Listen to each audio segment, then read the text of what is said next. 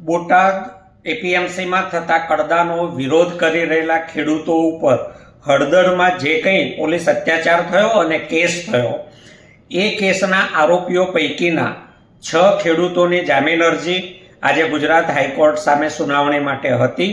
એ 6 ખેડૂત આરોપીઓને હાઈકોર્ટે 10,000 રૂપિયાના જામીન ઉપર મુક્ત કરવાનો હુકમ કર્યો છે। ગઈ મુદતે પણ સરકાર પક્ષે ખેડૂતોને જામીન ન મળે એના માટે પૂરી તાકાત લગાવી હતી અને આજે ખેડૂતોને જામીન મળી રહ્યા છે એવું જણાતા સરકારી વકીલે છેલ્લો પ્રયત્ન એ કર્યો કે સાહેબ આ લોકો છૂટીને રેલીઓ વગેરે કરશે। એમનો કહેવાનો હેતુ કદાચ એવો હતો કે કોર્ટ જામીનમાં એવી શરત મૂકે કે આ ખેડૂતો કોઈ રેલી ધરણા પ્રદર્શન વગેરેમાં ભાગ ન લઈ શકે।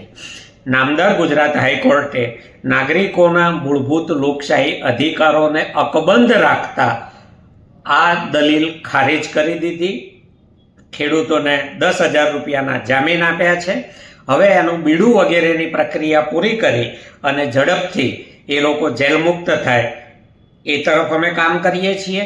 સાથે સાથે આજે 12 ખેડૂતોની જામીન અરજી સેશન્સ કોર્ટમાં ફાઇલ થઈ ગઈ છે અને બાકીના ખેડૂતોની જામીન અરજી આવતીકાલે બોટાદની સેશન્સ કોર્ટમાં ફાઇલ થઈ જશે।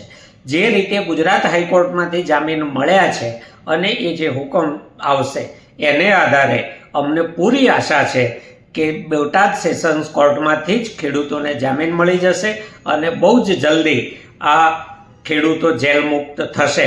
ન્યાયતંત્રમાં રાખેલી શ્રદ્ધા રાખવાની શ્રદ્ધા પરિપૂર્ણ થતી લાગે દેખાય છે।